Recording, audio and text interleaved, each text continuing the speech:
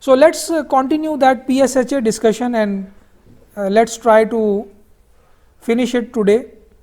So we actually started with the basic assumptions of PSHA, and then I explained to you the overall process. I mean, actually not the process but objective. So objective is to get the hazard curve at each site, or it is just one site if we are performing the site specific hazard assessment. But if we are doing it for the whole area, then for each site we have to calculate this hazard curve. Then all the other results can be obtained from this hazard curve. For example, we can make a map for dB level, MC level using this hazard curve for each site. We can also make a spectrum for each site by performing the PSHA for PGA as well as for all SA values, SA at different time periods. So if we can repeatedly do that for one particular site, we can get the spectrum of the future earthquake for that site also, right? But that spectrum also will look like smooth spectrum, although it will not be having that sharp edges and the peak plateau as required by the code equation. It will look like something like this, maybe like this, right? It will still be smooth because we will be having one PGA number, then maybe one SA at 0.1 second, 0.2 second, 0.3 second, etc., etc., right? So it will still be a smooth spectrum. It will not look like the real shaky spectrum which is for a real earthquake, past earthquake, right? But it will be obviously more accurate compared to the code equation, because code equation is just taking SS number and S1 number from you, and then it is plotting the whole spectrum. But here you are explicitly calculating each number from the PSHA, right? From one hazard curve, each number is coming from one hazard curve corresponding to one definition of seismic hazard. So both of these are UHS, but obviously the site specific one or coming from the PSHA one, that is more accurate. So the steps are actually 4 major steps: identification of sources, then quantifying the seismicity rates of each source, then selecting the GMP, and then using this second and third step, finalizing or determining the hazard curve at your site, actually each site. And hazard curve you know already, actually all 3 curves involved you have an introduction already. Magnitude recurrence relationship is the relationship for each source which you can construct from past data. So you check the historical seismicity for past hundreds of years, and then use those earthquakes which are already occurred, use those earthquakes to delineate the seismic sources, and then within each source zone or within each fault source you plot that kind of curve for each source. And then this step 3 is actually selecting the ground motion prediction equations from the available list of equations. So you check what are the equations which are applicable to you, which are matching with the seismotectonic environment which is at your site, and then you select from available literature. And then finally you step 2 and step 3 are analyzed to get hazard curve in step 4. So let's quickly go through step 1, identification of seismic sources, which means identification of all possible faults which can contribute to the seismic hazard in a particular area, and also the delineation of area sources, right? So seismic sources can be either line sources or area sources. They can also be point sources, but mostly we will be dealing with these 2, line and area sources. So I'll skip all that detail. I have discussed that already. Some examples: these are the area sources developed for the PSHA of US. These are the area sources in one of the studies developed for the PSHA of Southeast Asia, right?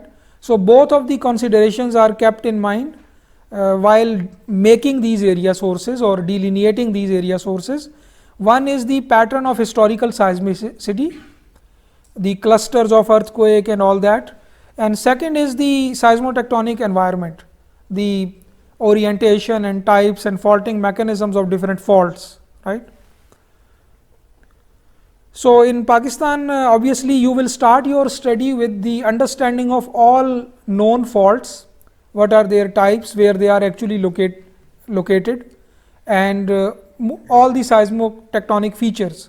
You will study their characteristics to identify them and then use them in hazard assessment modeling.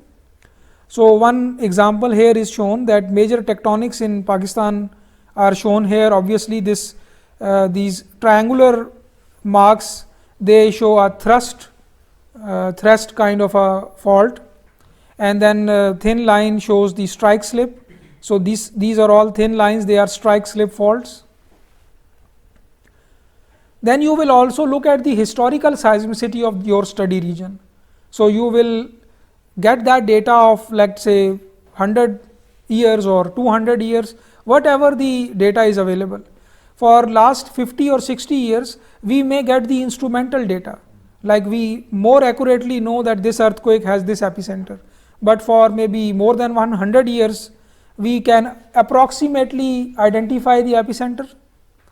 And then for more historical earthquakes, prehistoric time, we may get help from the historical records, that this much earthquake occur in a particular region, in one particular area, and what was its approximately what was its magnitude, right. So, we have three different sources of collecting the data. One is the instrumental data, which is more accurately available. Different international databases have the data for earthquake. So, by data I mean the magnitude, epicentral location, hypocentral distance or depth, and all that basic statistics of an earthquake, right. So, one source is instrumental records, instrumental data, which is only available for around 70 years and also of variable accuracy. Recent data is more accurate, obviously. Then we have another source which is the historical records in different historical literature or books available in different areas. We may get an information about the earthquakes. Obviously, the historical text will only mention the large magnitude destructive earthquakes. So, we can get an information about those earthquakes from there. We can approximately convert them into magnitude, because in those prehistoric times there is no way we can actually accurately know their magnitudes, but we can include them in our database. Actually, we call it an earthquake catalog. So, actually we develop an earthquake catalog for our study area, which is a detailed list of all past earthquakes which have occurred in our area of consideration. Third source is the paleontology or the studies related to paleontology. In that area, the seismologists actually dig the fault lines, excavate them, and study different layers in that excavation for that fault line. That study gives us an idea about in what times in past we may have a slip or rupture which is recorded, or its signature is there in that fault line, and then we can convert that slip or rupture approximately into magnitude, right. And then we can also approximately identify their date, right. So, this is the third source of data which we may have. So, at the end, collecting all that data, we may have maybe a very detailed list or catalog of earthquakes from last 100 years. Some earthquakes we may also have from last 500 years, which are actually coming from the historical text or records, and some may also be coming, some also may be older than 1000 years, but obviously they will be coming from those paleontology studies, right. They will not be coming from any historical record or any instrumental record. So, our final catalog may contain earthquakes which occurred thousands of years also. So, those earthquakes also may affect the prediction or PSHA process. So, you can see here, for example, I will show you a lot of these maps in which the historical seismicity of Pakistan and surrounding areas is shown. For example, this map shows the epicenter locations of past almost 100 years, 1900 to 2017, which have a magnitude greater than 5, and their color is showing the focal depth, hypocentral depth. This is another, please check that one, IRIS earthquake browser. It is a web app developed by this consortium of organizations, IRIS, and you can have a different filter here. So, a query builder is here. You apply a query, for example, magnitude 6 plus, 7 plus, depth this range. So, you can give a magnitude range, you can give a depth range, and then every time when you click apply, the map is updated. So, for example, this particular screenshot is telling the magnitude 5 plus earthquake, and I think this database is containing the last 30 years of data, I think, or 40 years maybe. This is magnitude 6 plus, then this is 5 plus, and this is 6 plus. So, you just check, they dramatically, exponentially the number reduced, right, maybe 10 times less for magnitude 6 plus. Similarly, if I apply a check on right hand side and click apply for magnitude 7 plus, suddenly only few earthquakes will left, and 8 plus maybe 1 or 2, right. This is all magnitudes starting from, I think, 4 plus. So, just check 4 plus and 5 plus, the picture is completely different. So, the size is representing, I think, the magnitude, and actually they are all, the filter is applied here for depth less than 30 kilometer. So, all of the earthquakes are shallow earthquakes, crustal earthquakes. Then I apply another filter greater than 150 kilometer. So, most of them are, in fact, almost all of them are concentrated in this Hindu Kush region, right. So, very useful information or very interesting facts you can verify by just checking this web app, IRIS earthquake browser. Please Google it and you will find its link. This is the area sources developed for one of the studies, which was an international study, and Pakistan was part of that. So, you can see that this is the Himalayan orogenic belt, right, passing like this. So, the areas which are expected to have high seismicity because of complex seismotectonic environment, you have very small many seismic sources, and you can also see some of the seismic sources in Pakistan, right.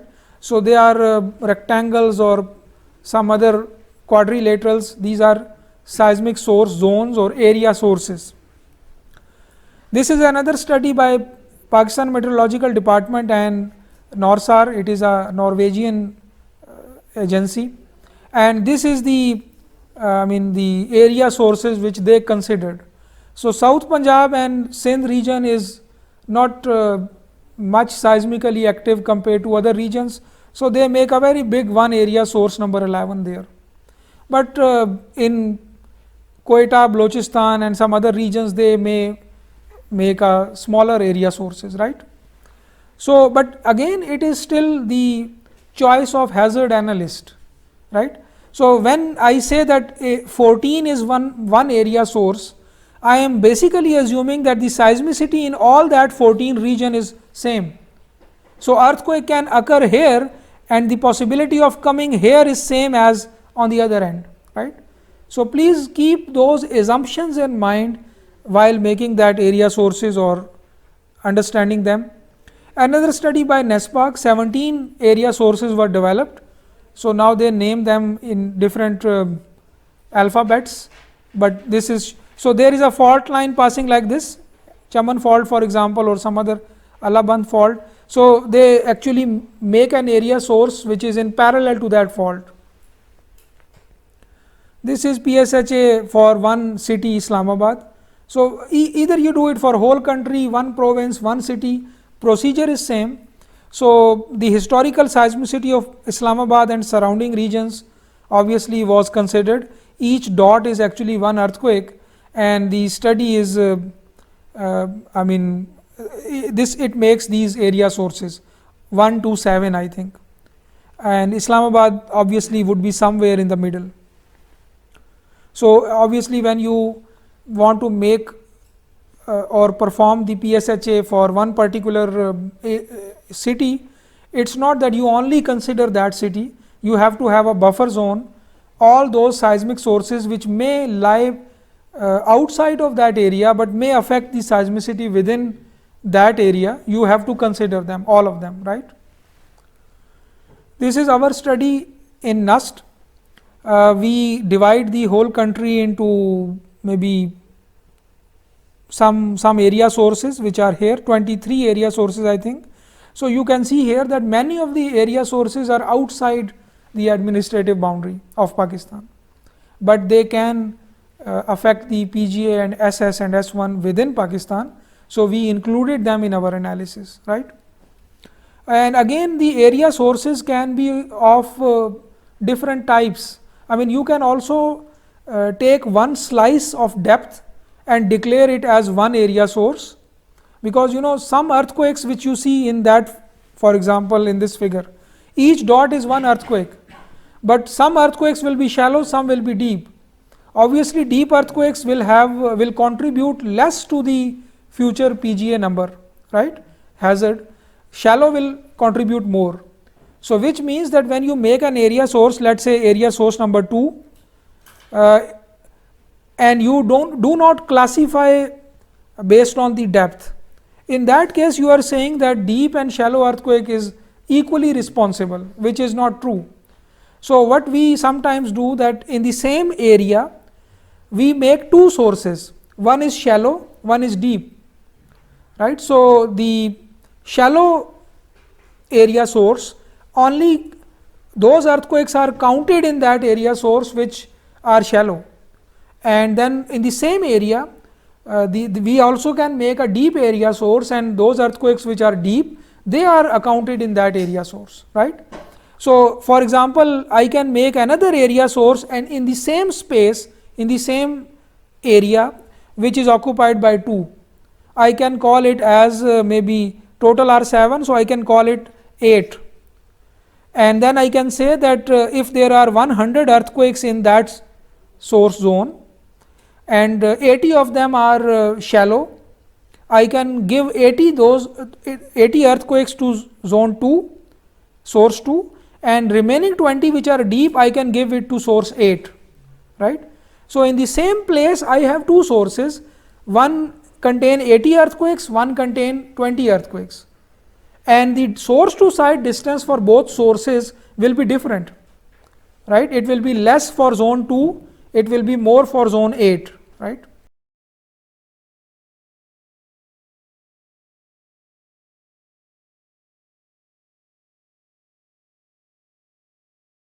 We just divide based on the earthquake clusters and then following the pattern. So it's not that I mean these, if for example number 5 is one area source which is bounded by these red dots like this one for example like this. So actually there will be some past earthquakes which have a similar occurrence pattern, and they are distributed almost equally. So I can imagine that the seismicity of this whole region bounded by these 5 dots is almost similar or same. In that case I will simply divide it into one area source. So this is the basis for making them: historical seismicity and then the pattern of seismotectonic features. I think these kind of maps which directly show you the historical seismicity and the area sources also, they are more meaningful for understanding instead of only showing you this area sources. So see this one, you can clearly say that whole area is divided into 7 ranges of number of earthquakes. This 5 contains the most. Now you will not be able to find any other you can say region or area source which have same as 5, right. So this 7 is slightly less, 6 is even less than 7, then 4, 3, just see 2 and 1. 2 is the least having the least number of earthquakes, right. So actually we divide the whole area into source zones based on the number of earthquakes or historical seismicity, and their extents are decided based on these cluster thing. If they are all you have a cluster here, you just enclose that into one area source.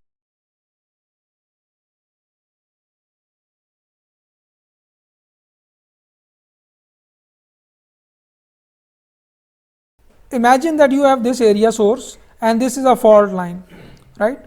So now you can see that there can be many past earthquakes along that fault line. From historical seismicity you can see. So for example, all these dots are from that fault.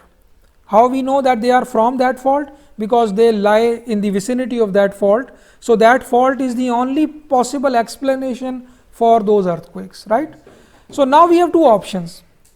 Now either we declare that fault as line source and use all of these surrounding earthquakes to define the magnitude recurrence relation of that line source. Second option is that we just ignore that fault and declare this whole thing as an area source, right. And in that also we will count all those earthquakes, but now they will be attributed to an area source, right. So these are the two separate options available to us. Now there is a third option also, and that is that we model both the area source as well as the line source, and in that we can say that all these earthquakes, if we can set a cutoff magnitude, let us say magnitude 6.5, greater than magnitude 6.5 earthquakes, we attribute them to the fault, and then less than 6.5 we just say that this is for the area source, right. So in the same place we have one area source and one line source, and they have a different earthquake events associated with them. The purpose ultimately is to count each and every earthquake to some source which can contribute to future hazard, right. So we cannot just leave any earthquake unaccounted, right. So either it should be associated to a line source and then or associated to a line area source, right. Now your question is that if we have more earthquakes on one side, less earthquakes on the other side, in that case both of the modeling options will be modified accordingly. If we are only going for the modeling of line source or fault only, in that case we will make sure that the magnitude recurrence which will make for that particular fault accounts for this effect, right. And if we are making area sources, if and the historical seismicity pattern is clearly different on both sides of the fault, then we can divide it into two area sources, one with lesser number of earthquakes on one side of the fault and other larger number of earthquakes. So that effect automatically can be accounted in either of the approach which we are using. The approach which we used for the PSHA of Pakistan many times is that we modeled both area sources as well as faults. So and exactly we use this cutoff number, although we don't have a solid basis for that, but we somehow assume that 6.5 plus are large magnitude earthquakes and they must come from the fault. For lower than 6.5 we are not sure, so we attribute them to the area source, right. So let me continue and show you some more examples. This is the fault sources which were considered in this one particular study, Zaman 2016. These lines are showing the faults, the numbers can be read here, and this is the list of those faults which were included or modeled in this PSHA. So this particular study considered both area sources and then fault sources. So, high magnitude earthquakes were associated with faults, they were given to faults, and low magnitude were given to area sources, right. So, this is and I can keep on showing you different studies. Now, this is an integral part of each PSHA, identification of seismic sources or delineation or marking of area sources.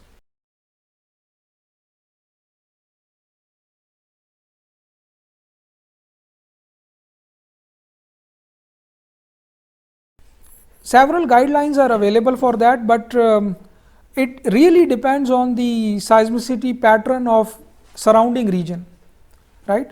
So, for example, the eastern part of Pakistan or surrounding east side of Pakistan, India, there are no active faults or seismic sources in that region which are touching southern Punjab or Sindh, right. So, we may not need to go far into India, right, but on the western side there are several active faults in Iran, in Afghanistan. Several faults are shared between Afghanistan and Pakistan, Chaman fault for example, and some other one. So, then we have to go around like 200 or 300 kilometer in outside the administrative boundary. We have to include whole Hindu Kush, because we experience many times these deep earthquakes from Hindu Kush here in Islamabad and northern Pakistan. So, all those there is no fixed rule obviously, but guidelines are available. In general, all those seismic sources which can affect the hazard at your study area, you should consider. So, if your study area is larger, you may go for 200-300 kilometer, but if you are doing it for one city, maybe 100 or 200 kilometer maximum maybe. So, just imagine that what is the maximum distance at which if an earthquake occur, it can shake you. That distance should be your consideration, right.